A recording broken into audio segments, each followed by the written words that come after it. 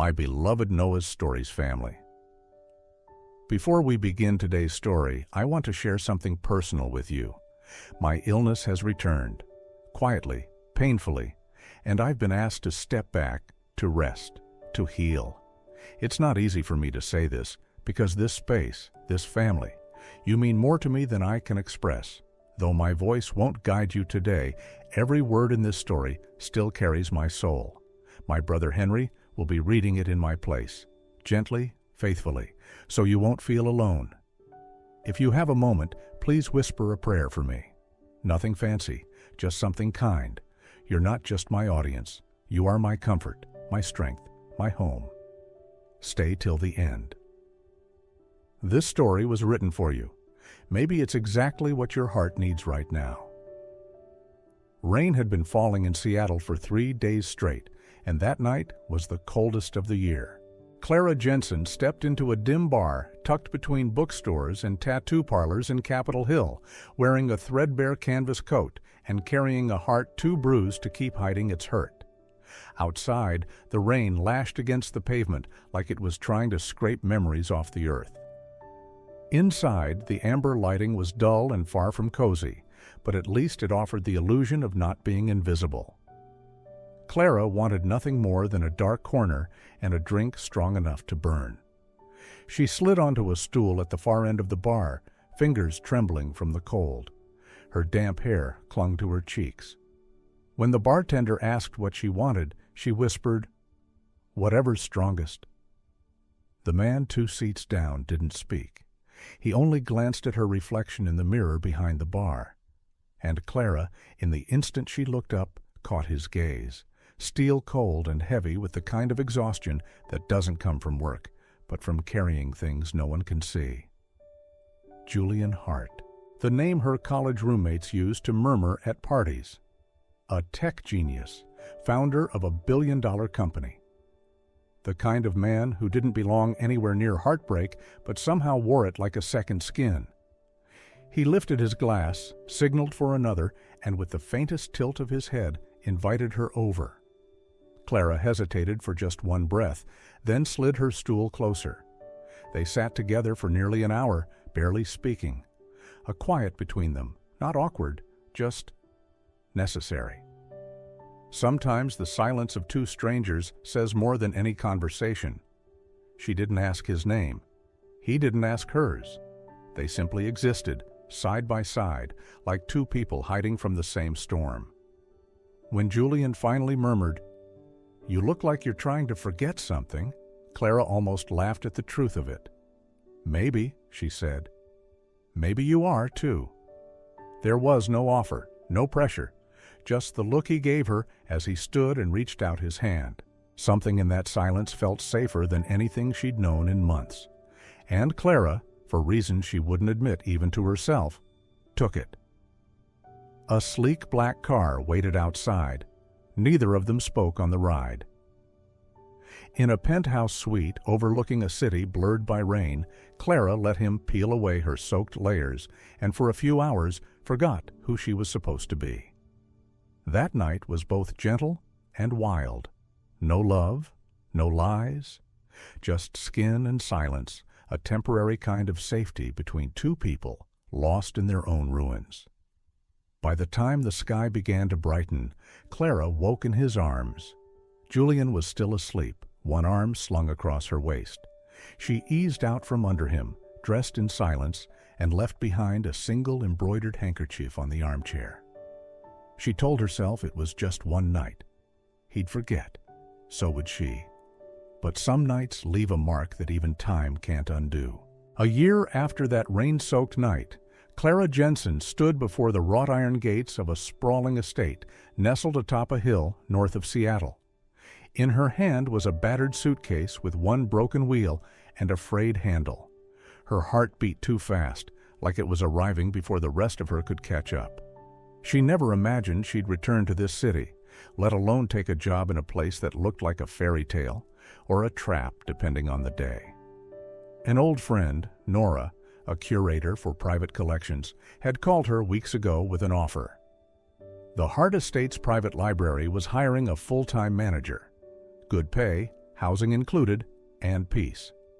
For Clara, it wasn't just a job, it was oxygen. She needed the money. For Sophie, her fragile little sister who lived on inhalers and borrowed time. And more than that, Clara needed a place quiet enough to let her forget who she used to be. The gate creaked open. A long stone path curved through maple trees, still wearing the last red leaves of autumn. The mansion emerged through the morning fog, tall, elegant, and too still, like it had been waiting. A butler escorted her inside, past glossy wooden floors and paintings older than her name. "Miss Jensen, this will be your workspace," he said, leading her into a grand room lined with towering shelves. "Mr. Hart will see you sometime this weekend." Clara nodded, grateful for the delay. But fate rarely waits. That afternoon, while reorganizing a shelf near the window, she heard quiet footsteps behind her. She turned, and the world shifted on its axis. Julian Hart stood just a few feet away, phone in hand, eyes locked on hers. He didn't look surprised, just still, as if searching for something long misplaced. Clara's body froze. She dropped her gaze instantly, pretending to look for something under the desk. He didn't speak, didn't move. After a beat, he simply glanced once more and turned away. But in his eyes, brief and sharp, she saw something flicker. Recognition, maybe, or suspicion. Clara closed the door to her office behind her, heart pounding so hard she was sure someone might hear it. She leaned her forehead against the wooden frame, breath ragged, trying to erase the image of the man who had just looked at her like he could see through every layer she had carefully built. Julian Hart. There was no mistaking him. Even in the filtered light of late afternoon, she recognized those eyes. The same ones she had once seen in the dark of a rainy night, beneath breathless pauses and a touch too tender to forget. She never expected him to still live here, and she certainly hadn't expected to walk right into his world again. In the days that followed, Clara became meticulous in avoiding him. She memorized the shortcuts between corridors, only worked in the library when she knew he was elsewhere. At the slightest echo of approaching footsteps, she would pivot away or pretend to be deep in a phone call. Every glimpse of him from a distance made her chest tighten, not because she feared he'd recognize her, but because she wasn't ready to recognize what still stirred inside herself. She was sure he hadn't figured it out yet. But deep down, she knew, if the day came when he remembered, she wasn't certain she could survive it.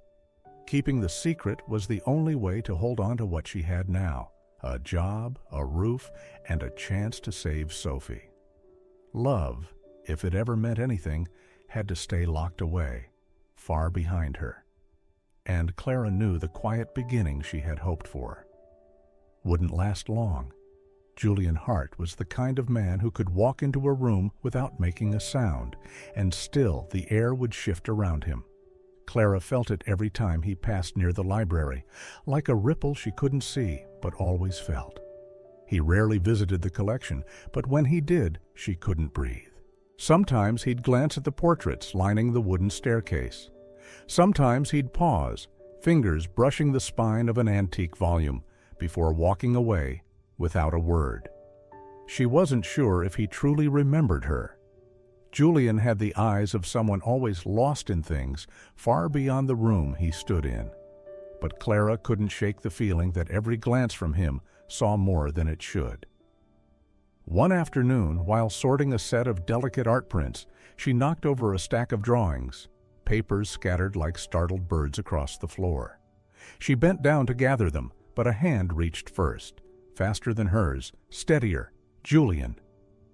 "Careful," he said, his voice low and even, not cold, just neutral, like dipping a toe in unfamiliar waters. Clara looked up, just for a second, then dropped her gaze. She whispered a thank you, too soft for the room. He nodded once and didn't look back as he walked away. It was a moment so small it should have vanished with the afternoon light. But that night, Clara couldn't sleep. His presence clung to her hands like static. His eyes, searching, uncertain, as if chasing a memory still out of reach, refused to leave her mind. She realized she was no longer afraid of him. She was afraid of herself, afraid that if he looked at her for 1 second longer, she might look back, not with her eyes, but with her heart. Clara had never intended to bring Sophie here. The plan was simple: stay long enough to send money back, hire a nurse, and keep her little sister safe from afar. But plans rarely survive reality. Sophie arrived on a rainy Tuesday morning, coughing violently, her backpack heavy with medicine bottles and sketchbooks. Clara opened the back door and nearly screamed at the sight of her, soaked, shivering, her lips pale, breath shallow. "How did you get here? Who did you run from?" Sophie's voice was a whisper. "I missed you." Clara's heart cracked open. There was no time for scolding. She pulled her sister inside, wrapped her in blankets, made ginger tea. But that night, listening to Sophie wheeze in her sleep, Clara knew she couldn't send her back. Not yet. She cleared out a corner in the supply closet next to the library, an old, quiet space no one visited, laid down a mattress, a few blankets, and a small reading lamp.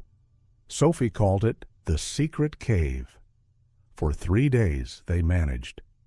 Clara smuggled food, meds, and comic books between shifts. She worked as usual by day, but every night her chest tightened with the weight of what could go wrong. And then it did. On Friday evening, Clara was bringing a bowl of soup down the hallway when she nearly collided with Julian. He stood still, like he'd been there for a while. His eyes drifted from the tray in her hands to the small door behind her, where Sophie was sleeping. "What are you hiding, Clara?" His voice wasn't angry, just quiet. Too quiet. The kind of quiet that meant he already knew. She stepped back until her shoulders hit the wall. "Please, don't tell anyone." Julian didn't reply. He opened the door. Sophie sat up slowly, wide-eyed, her fevered face fragile and too quiet. Something flickered across Julian's face. Not shock, but recognition of a truth he hadn't yet named. Clara dropped to her knees beside her sister, taking her tiny hand. "You're going to be okay," she whispered. Julian didn't call for staff, didn't ask questions. He only said, voice tight with restraint, "Pack her things. She's moving to the west guest room." Clara looked up, heart hammering. "What are you doing?" He didn't meet her eyes. "She sees a doctor, first thing tomorrow." Then he turned, already walking. And Clara understood. The secret had unraveled. But instead of disaster, something else had begun. Unclear, but not entirely unwelcome. That night, sleep didn't come. Not because of fear, because for the first time she wasn't sure if she was still hiding or being seen. Clara had never stepped into Julian's private wing until that morning. His room on the 3rd floor was off-limits to most. But that day, the housekeeper handed her a rare instruction: change the bedding in the master suite. "Mr. Hart leaves for New York this afternoon," she said. "Be quick. Leave no trace." Clara nodded, keeping her face neutral. But as she stepped through the door, her breath caught in her chest. The room was perfectly still.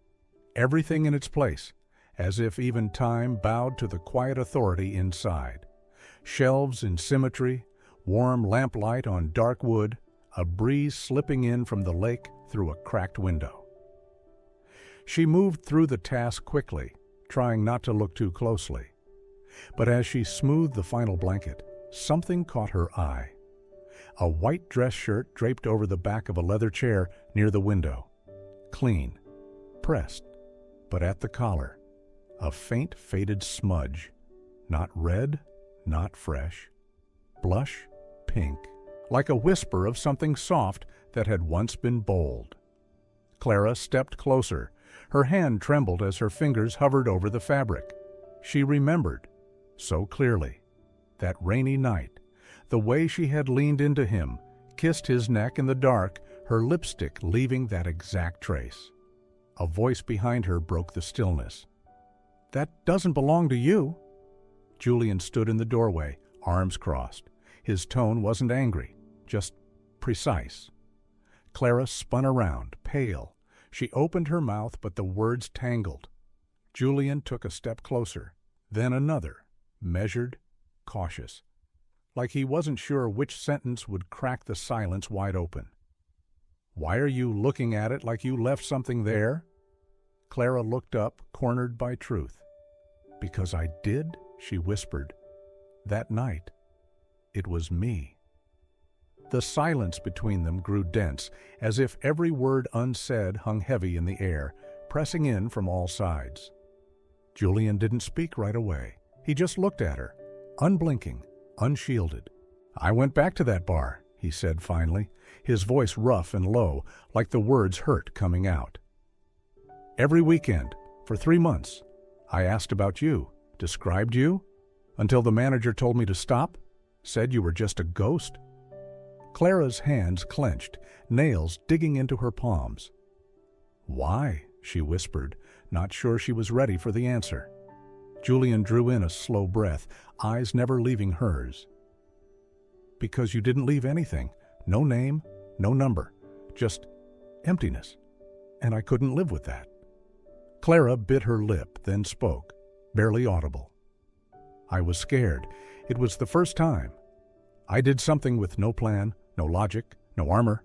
I thought if you knew who I really was, you'd hate me. So I left, before you could." Julian stepped closer. His breath touched the space between them like a question. "I don't hate you.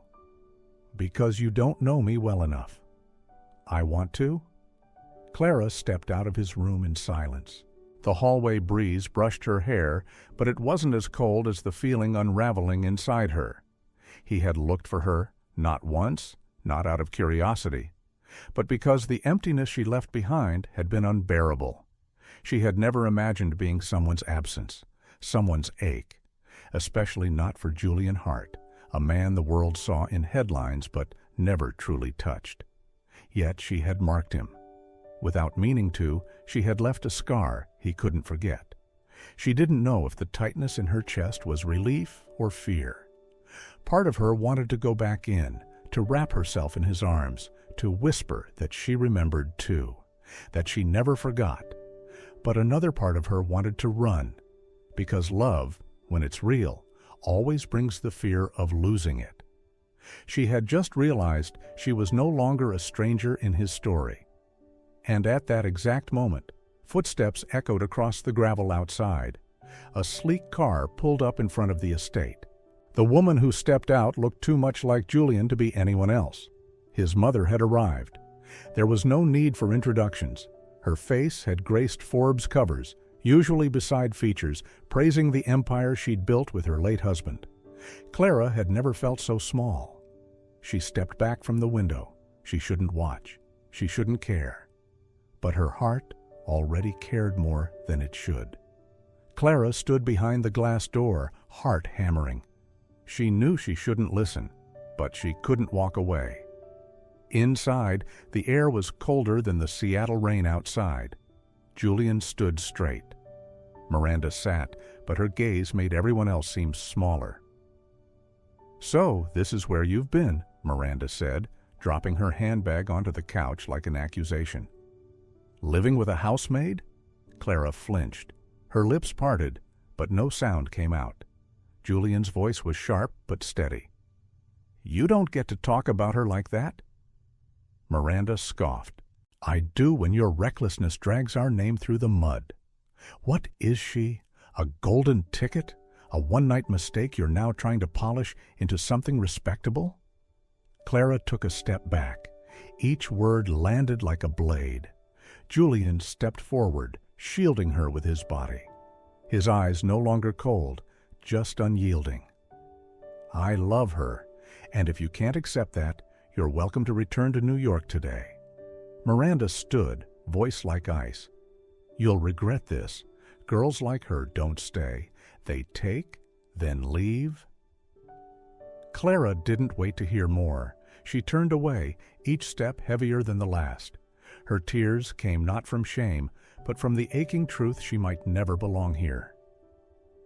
Clara sat alone in the small west parlor, where the last light of day filtered in through half-drawn curtains.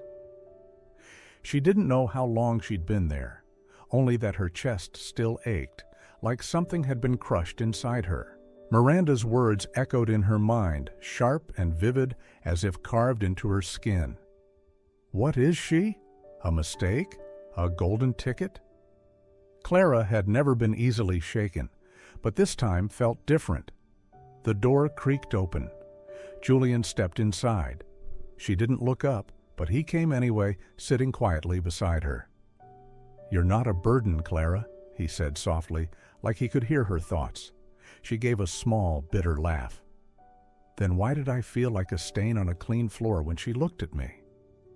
Julian paused, then reached for her hand. "My mother lives in a world where everything has a price.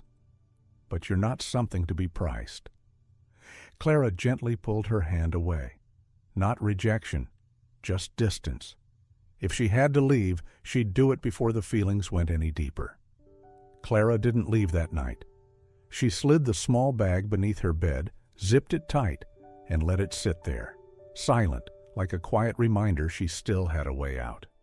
And then came the knock at the door. Clara opened the door after the second knock.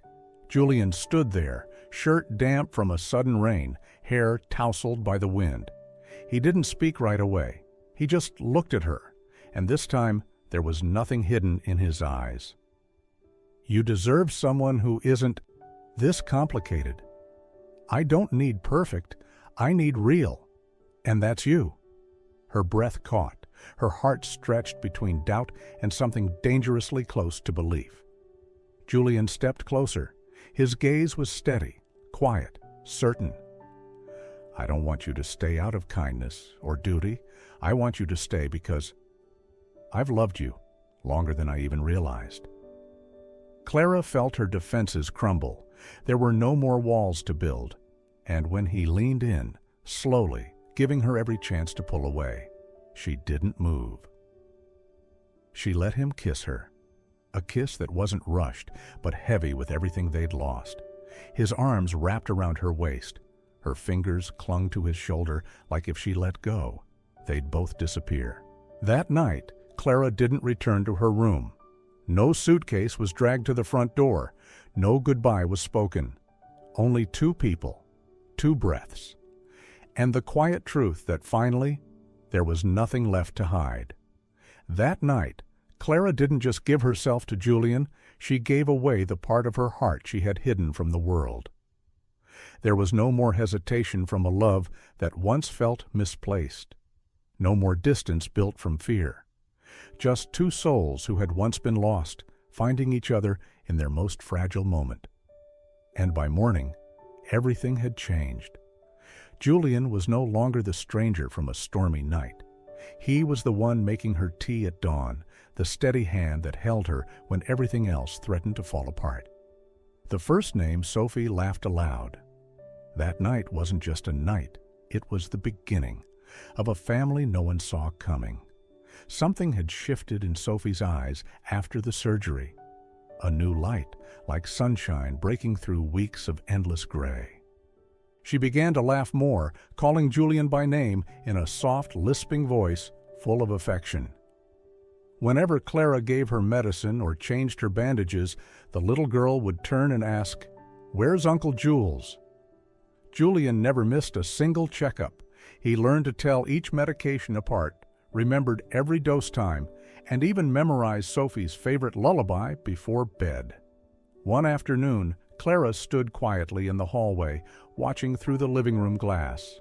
Sophie sat curled on Julian's lap, clutching her stuffed bear, babbling about a marshmallow kingdom where she insisted Julian would be crowned king, because he makes the best chocolate milk. Julian laughed, and his eyes were so gentle they made Clara's breath catch in her throat.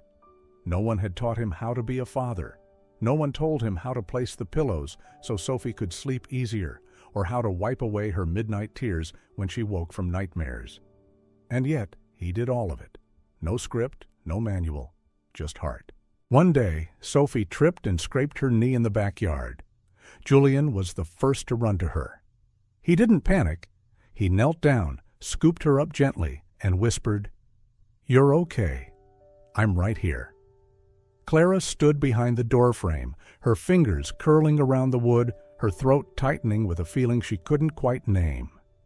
It wasn't just because Julian was the man she loved. It was because he was the first person who made Sophie feel truly, unquestionably safe. That night, as Julian cradled Sophie with her head resting on his arm, telling the same fairy tale for the 100th time, Clara realized something. Sometimes family isn't born. It's chosen. And Julian, though not bound by blood, was exactly who Sophie needed most. Clara couldn't remember the last time she woke up without fear. Maybe it had been years ago, before the prescriptions, before the sleepless nights beside Sophie's hospital bed, before she'd walked into this mansion with her worn-out suitcase and trembling hands. But lately, mornings had begun to feel different. The panic didn't come first anymore. Instead, there was the scent of fresh coffee drifting from the kitchen, the soft patter of Sophie's feet along the wooden hallway, and sometimes Julian's low voice from an early conference call, unhurried, unhidden. She started putting flowers in a vase, started folding the kitchen towels neatly, as if small things could keep the big ones from breaking. She found herself smiling when Julian bent to tie Sophie's shoelaces, or when he sat by the window reading quietly while she cleaned nearby. And she realized she was happy. Not the loud, reckless kind of happy she once dreamed of as a girl, but a quiet happiness, slow and steady, one that crept in without asking and made her want to stay. Peace had always been a luxury for Clara, something she watched from a distance, never daring to reach for. And yet here she was, living inside it. No one chasing her, no looming fear of being fired, no constant dread that Sophie might not make it through another night. Just simple mornings, with laughter, gentle touches, shared glances, and hope. Hope that maybe, just maybe, she didn't have to run anymore. A week later, on a soft golden afternoon, Julian held Clara's hand as they passed through the wrought iron gates of the Hart Estate in Westbrook, a mansion once featured on the cover of an architectural magazine for its perfect blend of old-world elegance and modern design. Clara had always believed she didn't belong in places like this, with crystal chandeliers that nearly kissed the ceilings, hallways that seemed to stretch forever, and oil paintings worth more than any apartment she'd ever lived in. But Julian didn't let go of her hand. Not once. There was no hesitation, no hiding. "Grandmother's waiting," he said, his voice gentle, but carrying a weight far greater than a simple introduction. Clara's nerves danced under her skin as they entered the sitting room, where Eleanor Hart was already waiting. She wore a soft cream sweater and a simple string of pearls. Her silver hair was swept back neatly, and her eyes, bright and kind, seemed to hug Clara before she'd even spoken a word. "I'm Clara," she said softly, unable to fully hide her anxiety. "Julian says no one calms him the way you do," Eleanor replied with a warm smile of her own. "Thank you for that." Just one sentence, and something in Clara's chest came undone. Tension, fear, doubt. All of it loosened in an instant. Dinner passed in soft laughter and old stories, Eleanor recalling how Julian once climbed the roof to save a nest of baby birds, despite crying every time a cat passed by. Clara watched him flush beside her, sneaking glances her way with that twinkle in his eye she was starting to memorize. After dessert, Eleanor gently took Clara's hand in hers. "Don't ever let anyone make you feel like you're not good enough for him," she said. "Love doesn't care where you come from. It only listens to the heart." On the drive home, Julian didn't speak much. He just held her hand a little tighter, as if he, too, was holding on to the quiet gratitude of being seen, accepted. Clara looked up at the starlit sky, and for the first time, not as a fantasy, not as a fleeting hope, she truly believed. Maybe she didn't have to hide anymore. Maybe she could belong here, just as she was. That afternoon, the Westbrook Lake was still as glass. The water glowed in the colors of sunset, lavender, gold, and soft orange, painting a quiet world as if brushed by breath, not hands. Clara sat on a wooden bench beneath a canopy of vines, her easel propped up beside her, gently adding strokes of color to an unfinished canvas. Sophie running through a field of reeds. A breeze caught a few strands of hair, tickling her cheek. She smiled faintly, eyes still focused on her painting, as though the world had finally stopped screaming just long enough to let her breathe.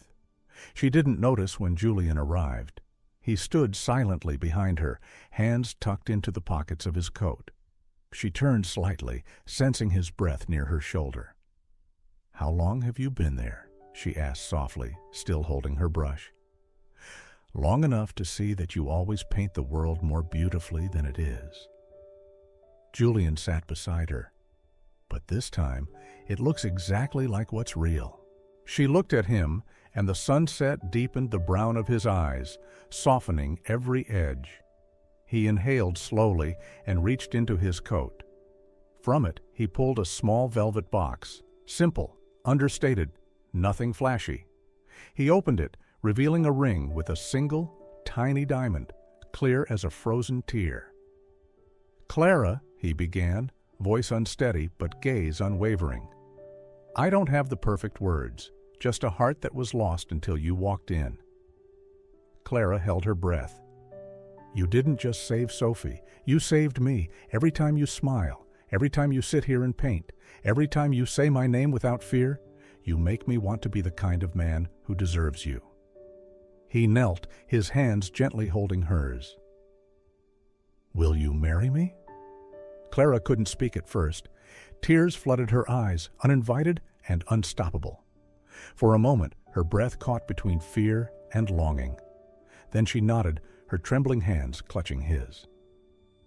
"Yes," she whispered, her voice breaking. "Yes, I will.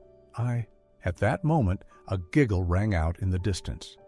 Sophie, wearing a white dress and grass-stained shoes, ran toward them like a breeze, throwing her arms around them both. "Does this mean we're really a family now?" she asked, eyes gleaming like stars. Julian wrapped his arms around them. "We've always been a family," he said, voice low and full. Clara buried her face against his shoulder, heart beating in sync with these two souls, one who had once locked himself away, one who had once lay silent in a hospital bed, and herself, a woman who once believed she wasn't worth loving. That life was gone now. Only the sunset remained. Laughter, a future wide open before them, no fear, no fleeing. Because love doesn't knock. It waits in silence until we're quiet enough to let it in.